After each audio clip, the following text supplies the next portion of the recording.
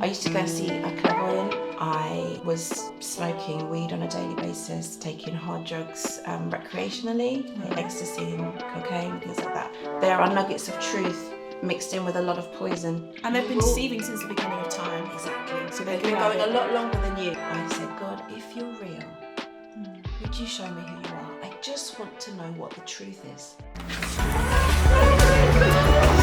Oh my goodness, you look incredible. Wow. Fabulous. Look at you. A long time. Oh, bless you. So good to see you. Changed. What's your secret? Jesus, is that you, serious? You're very kind. I'm definitely changed. Hey beautiful, welcome to my channel, or welcome back if you've been here before. It's your girl Farida, aka Curly Proverbs, your resident hair growth hype woman. But today we're going to be looking at something a little bit different, having a little chat with a very, very good friend of mine. We go way, way back. And it's all good and well talking about hair, but we're going to really be focusing on the spirit today, because that's where true beauty is, right? And we go way back. Tabitha has always been for me such a prototype of like a Proverbs 31 woman, diligent. I remember her putting in the hours, like around the clock, working in the night. She set up a jewelry business, which ended up being like featured in department stores, and then like she's gotten into property development and management, and she's running that simultaneously with a catering business. Like, she is a go-get-it, deeply rooted spiritual woman who like I can always trust to give me sound advice, and if I need prayer, I know she's gonna have my back. And I have the privilege of knowing her, and I just wanted to share her with you because I feel she's just got an incredible story to tell and testimony, and it's Sunday, so that's what we do. So Tabitha, welcome. Thank you. Welcome to the channel. Thank you so much. Thank you for that beautiful introduction. Honestly, I'm very humbled. No lies hot. No lies told. Honestly. She's talking about Yeah, that's the honor. That's how I see you. Like, literally, sometimes it'd be like, I'll be talking to Palm about something and be like, would Tabitha do that? Those are literal conversations that we have. Seriously. Like, if I'm having like maybe a challenging moment with the kids, and he'll be like, I'm not sure Tabitha would have chosen those Palm needs to words. come and live with me for a week or two, and he'll have another. No, you're too humble. Like, I know you too well, sis. I know you too well. It's very humbling, but thank you. I really wanted to get you on here to share your testimony, because I remember hearing it and it literally just moving me on so many levels, and it just restored my faith in divine intervention and miracles. Yeah. You know, miracles in our everyday, and also, you know, those loud kind of miracles as well. Yeah. So I just wanted you to come on and share a little bit about your spiritual journey, I suppose. Yeah. So let's start. BC. Yeah, BC. So, do you want to know a little snapshot of where I was at kind of before I knew the Lord? Okay, so it's an absolute joy to share my testimony, I have to say. I think that like you, it's such an encouragement to hear stories. Like, we all love stories, right? We can connect with stories. We might not always understand all things, spiritual things, but we can really connect with someone's story. And my story, I suppose I want to start. I was 23 years old when I had an incredible encounter with God. And what had been happening in the years before that was I'd been really struggling with life, you know. I was a young mum. I had a 3-year-old at that point. I was a mum at 19. I was in a wonderful relationship that had gone wrong, and I was now a single mum, and my son was spending time with his father at the weekends. I was smoking weed on a daily basis, taking hard drugs recreationally, like ecstasy and cocaine and things like that. I never knew that. Yeah. Sis. Yeah, God is good, right? Wow. Yeah. So from the age of about 15 to 23, I'd been backtrack a little bit. At the age of 15, I had a really difficult couple of years, and I got very low, and that started me on my I suppose, my journey of using drugs and alcohol to, I suppose, to kind of self-medicate, as they say. You know, I was going through some difficult things at that age, which is probably another story for another day. But that's kind of the backdrop. And I began to explore drugs and raving and all those kind of things, I think, as a way to medicate, as a way to find some kind of sense of connection with that which is outside of myself.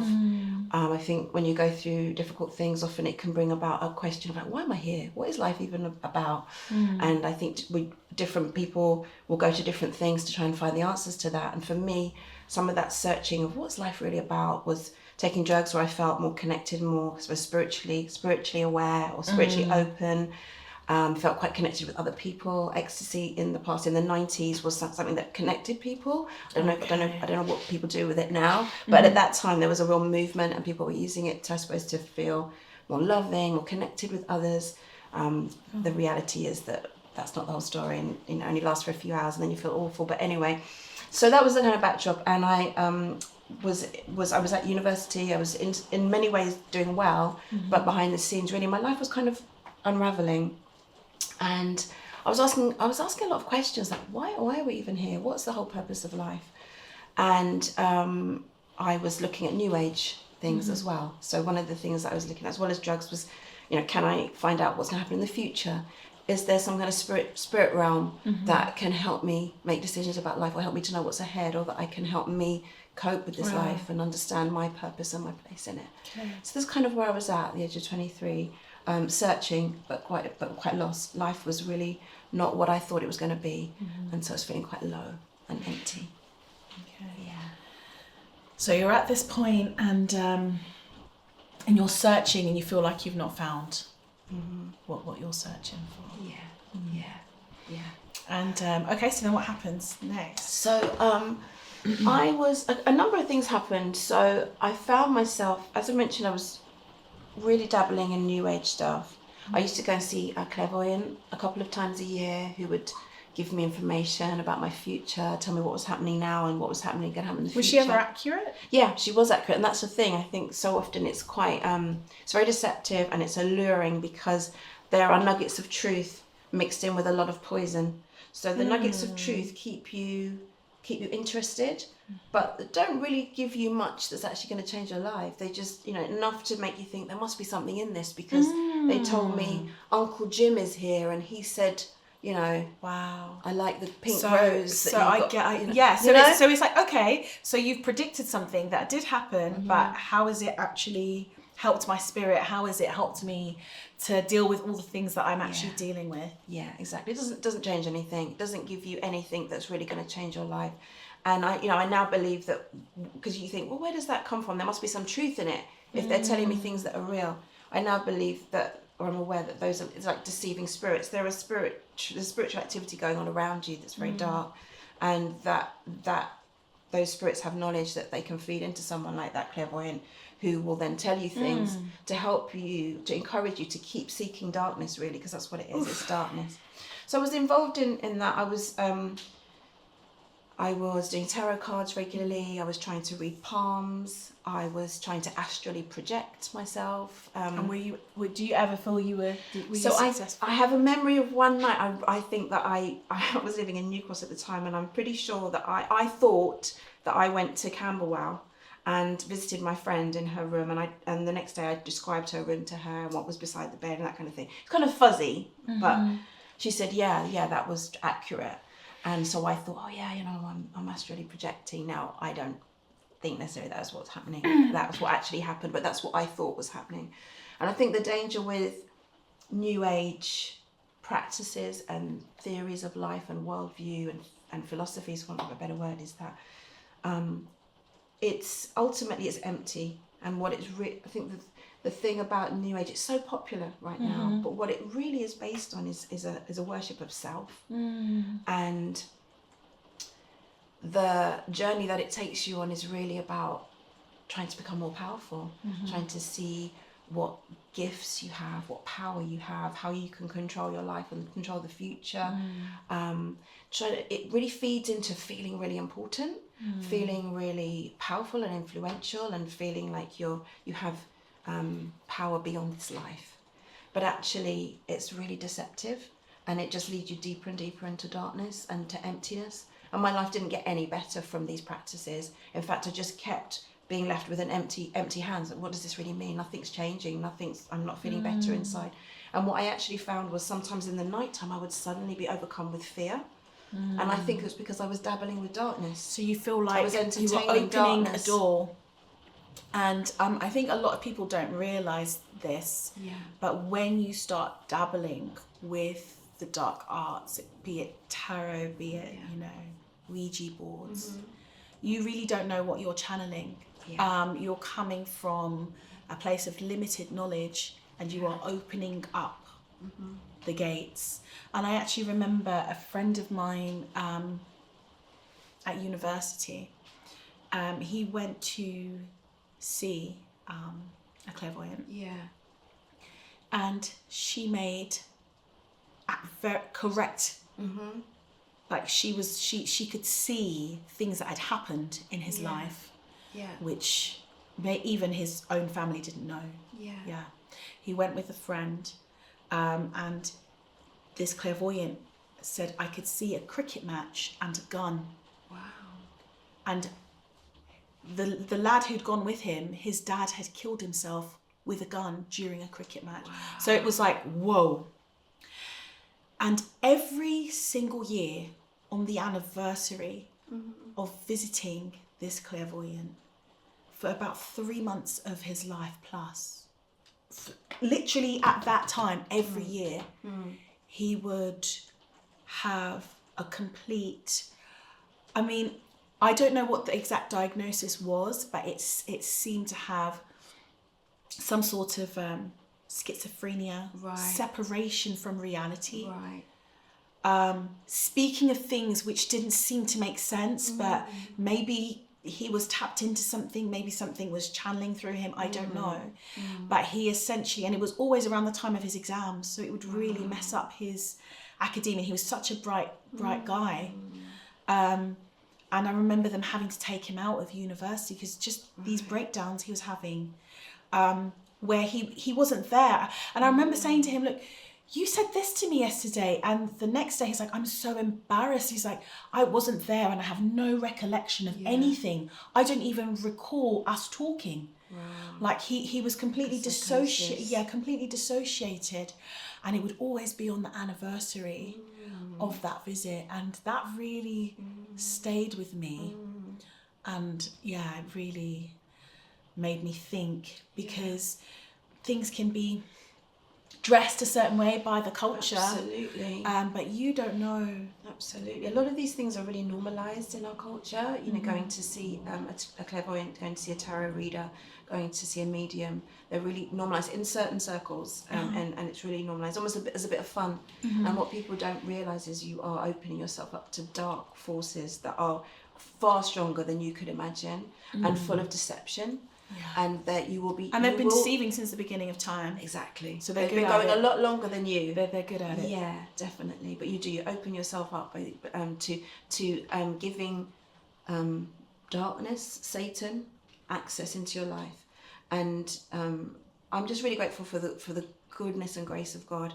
What happened in those dark moments for me was I started to feel really, really fearful. I can remember some nights, different nights at different times. It was almost like there was a presence of darkness, and for some reason, I know now why, but at the time I didn't really know why, but I started to say the Lord's Prayer. I found myself saying the Lord's Prayer.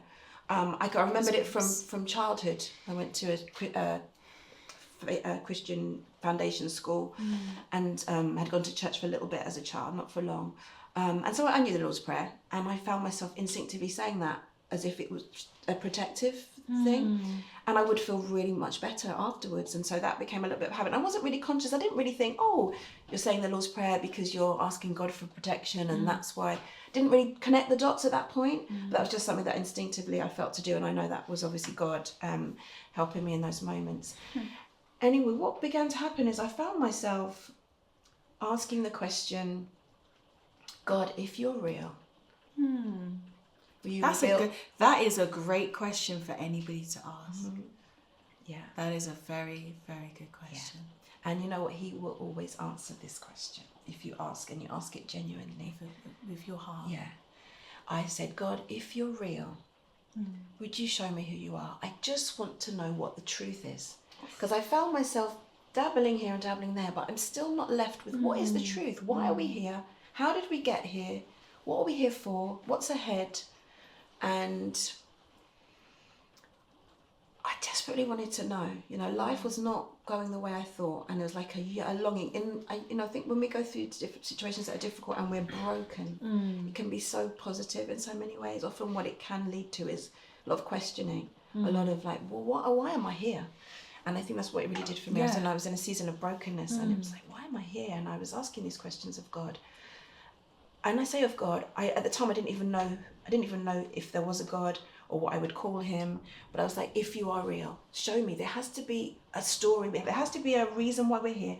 There has to be a story, an account of how we got here. What's the story? What is it?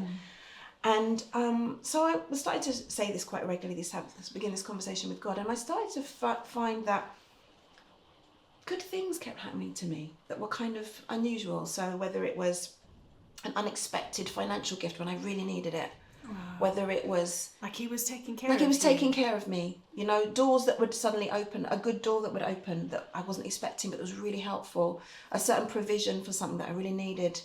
And I was like, you know, when you're like, somebody's watching over me, who are you? Wow. And so I began to like, who are you? And it was like that. A conversation was happening, and as I was asking, he was answering with, I want to say gifts for want of a better word, that could be good things.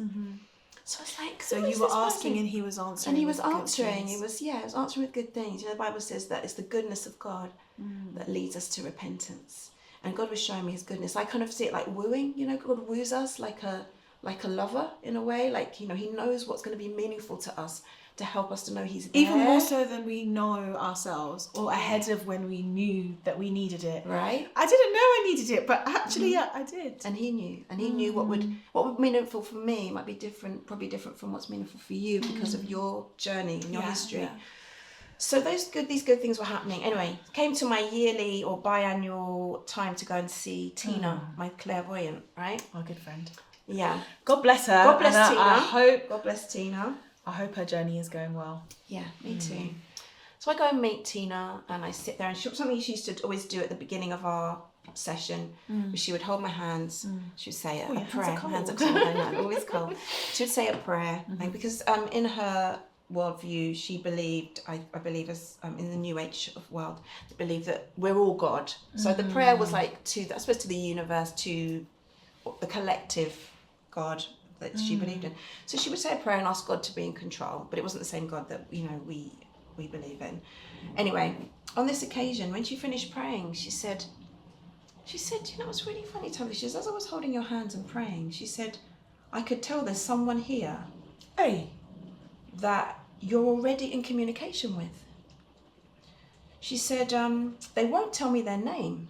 And she said, that only happens when you and them are already in communication. I can't know their name. She said, they're telling me they just want to hold you and hold you and hold you. They're telling me that you've come here today for confirmation. And I want to tell you, don't come back here again. Don't waste your money. She said, what I'm doing here for you, you can do it yourself directly. She said, don't waste your money. Don't come back here again. She said, this spirit is telling me that they're working with you every day and to give you confirmation, to keep doing what you're doing, and that every day the door's opening a little bit more, a little bit more, a little bit more. And one day the door's going to flood wide open and all this knowledge is going to flood in. She said, I don't know if that's tomorrow or in 10 years' time. She said, but that's what Spirit is telling me. You've come in for confirmation. I need to give you that confirmation. Oh. Now, I'm not ordained or authorising or green rubber stamping going to see a clairvoyant. In fact, quite the contrary. I'm saying never go. But what I'm saying, I'm telling you my story, and what happened for me is that the grace of God, so kind, he spoke to me through that woman that day. God is all powerful. He spoke to me through that woman. Even the rocks will cry out, you know. And he said, me and you are already in communication. You don't need this woman. Don't come back. You don't need a go-between. Don't come back. Wow. We are talking. Keep doing what you're doing. Keep talking to me. Keep talking to me. And I came out of that session on cloud nine, because it was exactly what I needed to hear. And I knew that this developing conversation, whatever it was, this relationship was, I wasn't going mad. It was real. And so I just continued to talk to spirit. I was like, okay, I'm not going to go back. You show me then. You show me what's true. You show me what's true. And so I was then waiting for this door to open. I'm thinking, okay, this door's going to open and all this knowledge is going to flood in. So fast forward some months, and I was going through quite a difficult time with my, he's now my husband, but at the time was my partner who I was estranged from. And so a friend of mine, I just finished my degree. I think that's definitely a story for another day. Definitely. So anyway, I had the opportunity to go to Ibiza with a friend, and a dear friend, and it's the second time she'd invited me. So anyway, we decided to go to Ibiza, and I was, being a party girl, I was looking forward to a holiday, but also looking forward to some raving. So say raving. Raving. Raving. I was really into, at the time, this was 1996. I was into hardcore, rave, dance, acid house, which was slowly growing into garage and jungle, but kind of in that kind of interim period. And that would involve, mind-altering drugs at some point in the couple of weeks that we were there. But so off I went. Now, as soon as I got the invitation to go, I actually didn't have the money, but I said yes. And within days, somebody gave me spending money. Another friend came around and was like, oh, hon, I've just been on holiday. Here's a load of my holiday clothes. You know when you're young and you want to go away and you have some cute outfits. She came around with all the cute outfits, and it was just that sense of I'm really meant to go on this holiday. You know, that sense of I'm really meant to go. I as I said, I was going through something quite tough, and it was quite nice to sort of, I'm going to get away and have a break. I need to get away. So it was really a sense of meaning, of purpose. I was supposed to go. So off I go with my friend, and we had the most amazing time. The friend that I went with, she had grown up half on the island, so she knew it really well. She knew not just, people think of Ibiza and they think of like the commercial side, San Antonio, lots of kind of almost like Benidorm type, well, maybe not quite Benidorm, but very commercial kind of touristy clubs. But there's another side of Ibiza which is very beautiful and very spiritual and very hippie. And so she was able to tap into that side as well. So we go and we end up at the end of one evening. She takes me to this beautiful kind of hippie bar in the middle of nowhere, and we're hanging out, and a sort of message comes in that there's a hippie party up in the mountains, and a whole convoy of cars starts going up into the mountains, and off we go. And we're following, it's like 20 Good cars. Time, I'm coming. Yeah, about 20 cars, and they see us going up into the mountains in the dark. And when we get there, the person at the front of the convoy, is this incredible guy with colourful clothes, long hair. His name was Roland, and he had led the convoy up there. And throughout the evening, he just came and stood beside myself and my friend. There were three of us, three girls on our own together. And he just would come and stand near us, almost like a guardian. He didn't say much. He wasn't weird. It wasn't weird or dodgy or anything like that, but he'd just come and stand with us and be like, are you okay? And we're like, yeah, we're fine. And he would be like, okay, stand, and he'd kind of watch, go away, come back. Anyway, we were there all night. It was an incredible party. There was this huge fire, almost the size of a house, and lasers projected onto the trees. It was very kind of, quite a memory. Anyway, the sun came up. We said, it's time to go. And we went and found Roland, and we said, it's time to go. And I said to him, you know what, I'm going to see you again.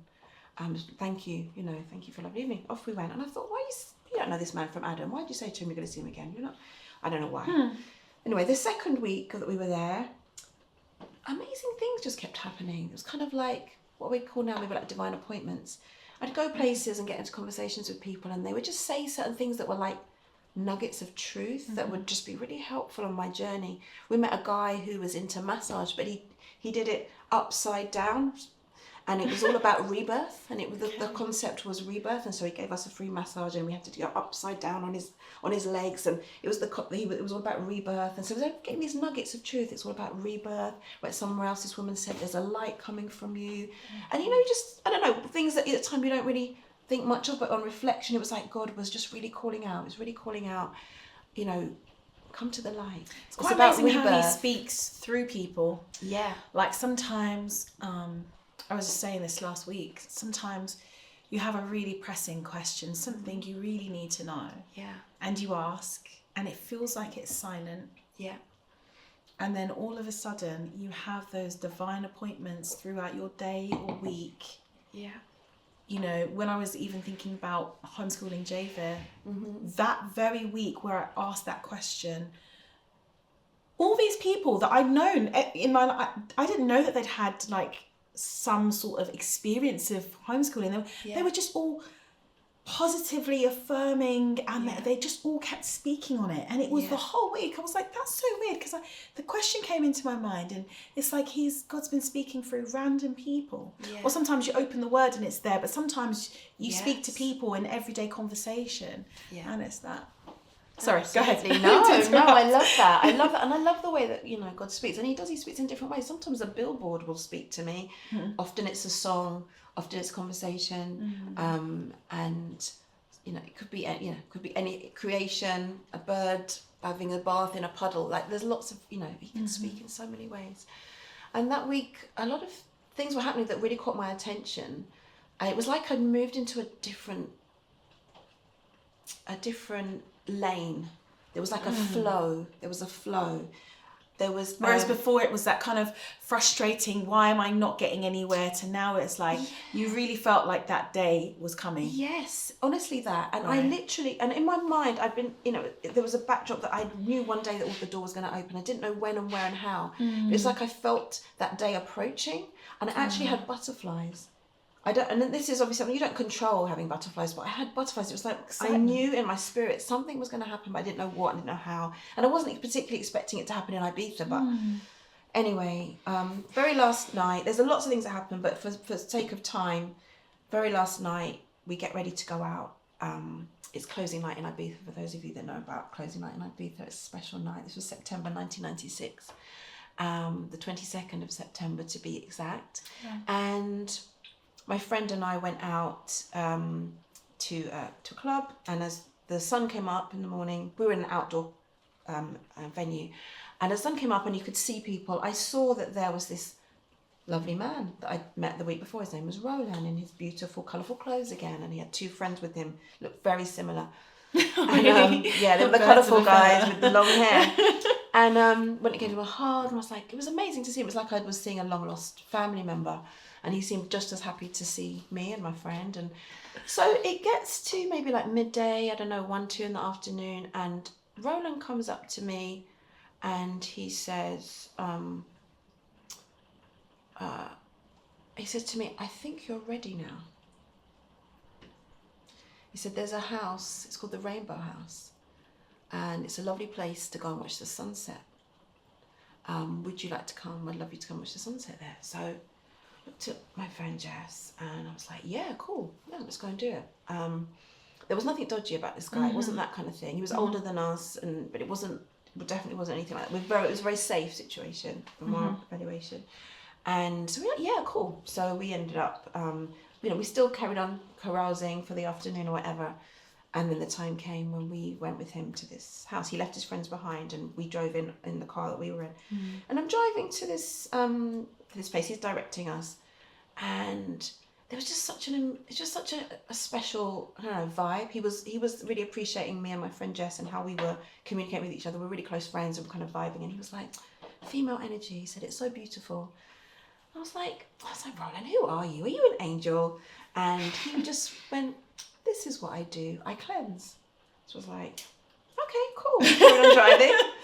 Now it seems like, why didn't you ask him? Why didn't you quiz him? Like, what did he mean? But at the time, it just felt the most natural thing in the world. So we go, he directs us to this, what was an incredible house. That's a whole nother story. But this incredible house on the side of this mountain in Ibiza.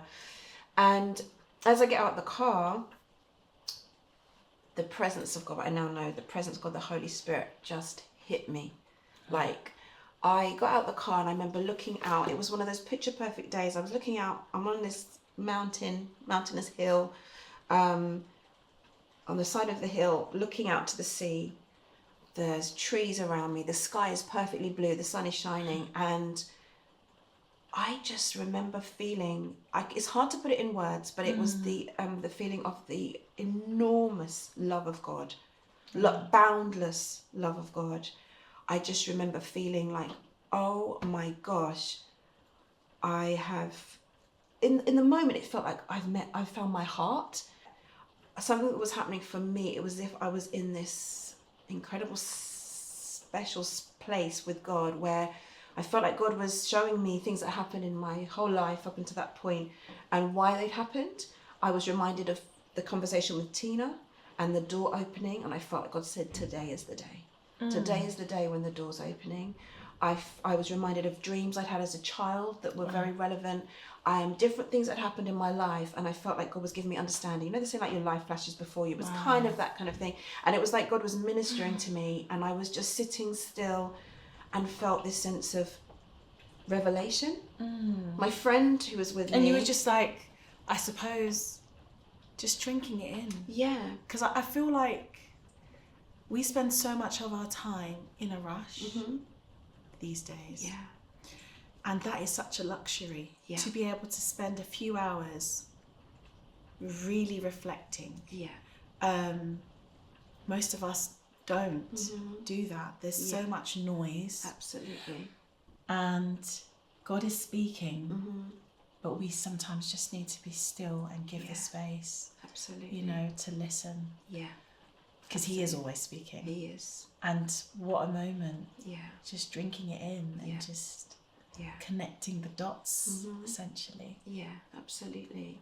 And interesting, at this point, no one had, Roland was with us, present, and he just sat with us. My friend was crying for most of that time. Good tears, but like an overwhelming sense of emotion. So she was having her own experience. I was just very quiet and just contemplating, receiving revelations. And he just sat with us, and he would just put his hand like that, or on our foot or something. And it's like he knew what was happening and was expecting it.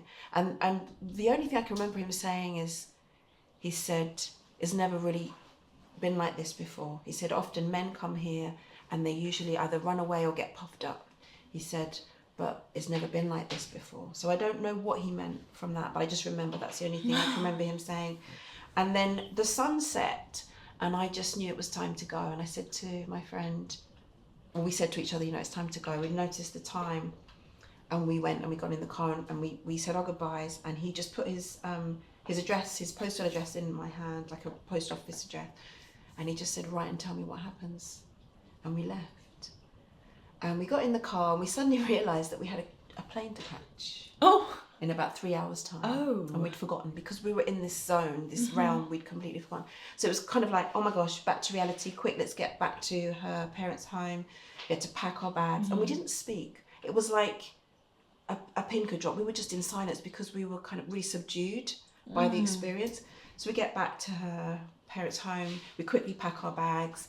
We get to the airport. It was a bit rushed at this point, and her mum was really stressed because she this was before mobile phones. So her mum was really worried about us. So sorry, Mum, but she was really worried about us. So she was like, where on earth are you? Thought that we would probably we're dead or something. So that was really stressful, and it was a bit, back to reality.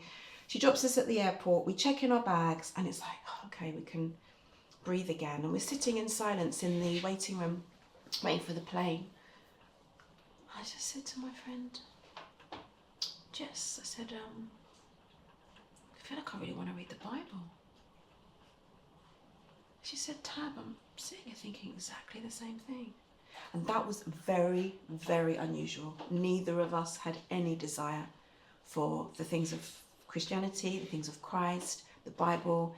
Like, my little experience of Christianity was as a child. I'd asked to go to Sunday school for a few years. I had done, loved it, but thought, bless them. Bless them. Lovely people, but it's not true. No. It's all made up, They think this is all true. Oh, bless them. Never mind. And so this was a miracle. And Roland hadn't shared the gospel with me. He didn't mention God. I had an encounter with God that was I believe, very live and direct. And he, by his Spirit, revealed to me that I needed to read the Bible, and that was the next step. So I came back to London. My mum picked us up from the airport, and I can remember seeing my mum. It's like I'd seeing her for the first time. It's like the love that God had put in me was oozing out into how I was feeling about others. And I just remember loving on my mum more than I had ever. And on the way home, you know, hugging her from the back behind. And then got home, and I was at the time split up from my now husband Mark.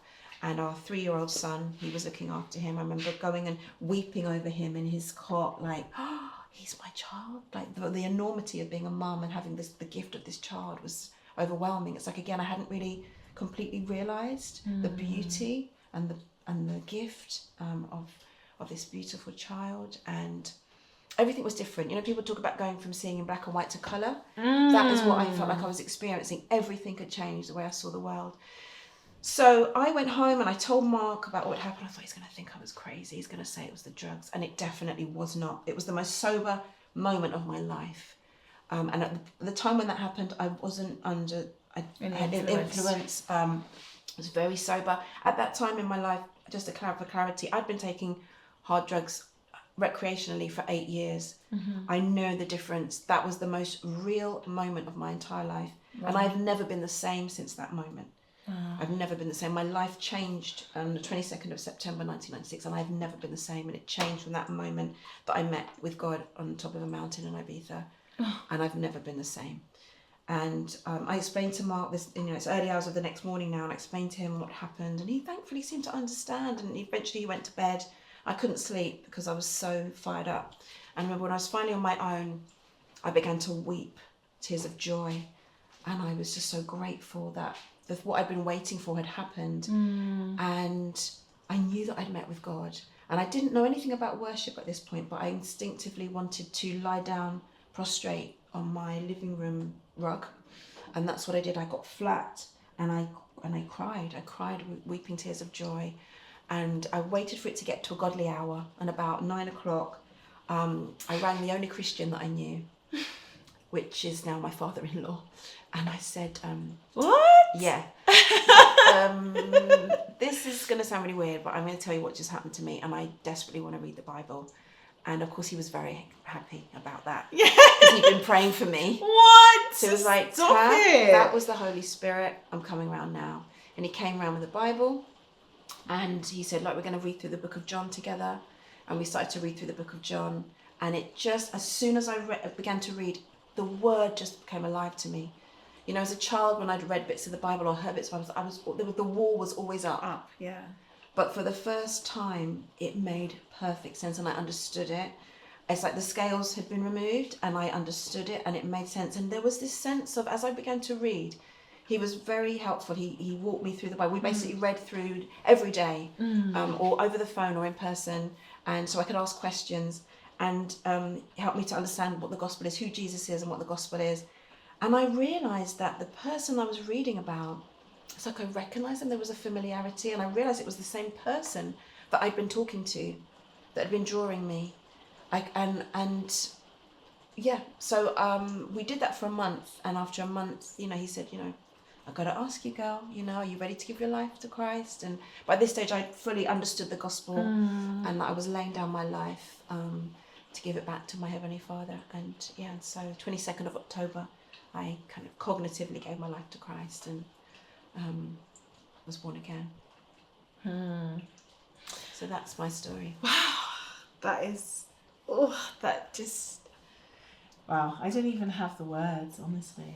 It's just amazing. And you've been on this journey and been so impactful. Honestly, I learned so much from this lady over the years, especially about being prayerful and consistent in prayer. But there were lots of things that, for example, it was called the Rainbow House. Yeah. And that week of flow that I mentioned. And we remember the rainbow is a symbol of God's promise. That's right. It's a symbol of his covenant with us, you know, that I think a symbol of his grace, you know, that despite the sin in this world, he's not going to just destroy us with the flood again. What was interesting, that week of flow that I mentioned with my friend Jess, the week between the first and second encounters with Rhoda, everywhere we were driving, because we were doing a lot of driving in Ibiza, we kept seeing 2 rainbows. And we kept really noticing that. So there's a lot of things. There's just a lot of things. Just so yeah, much. There's a lot of things. There's other things in the journey that I would love to share, but it's too much. It's too much for one. Too much for one day, one guys. day. If you would love to have her back, then just definitely comment below, because I feel like there needs to be a part 2. And we just really hope that by sharing Tabitha's story, that it resonates with somebody, and that maybe it's the start of somebody's journey, or maybe we're meeting you halfway through your journey. But if you have any questions, or if you have anything that you would like prayer for, definitely comment and let us know below. It's just honestly been such a privilege and honor, and I've actually wanted to do this for the longest time. But I feel like the moment and the time is definitely right. Yeah. And I feel like God is he's moving. He's speaking, he's calling his saints, he's calling to hearts. So yeah, if there's anything you'd like prayer for, then yeah, definitely let us know. And let us know if any of this resonated with you or spoke to you.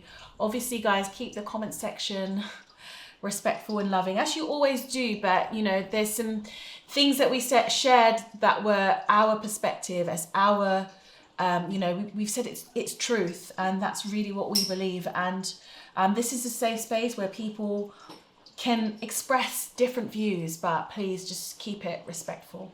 And until next time, we bless you.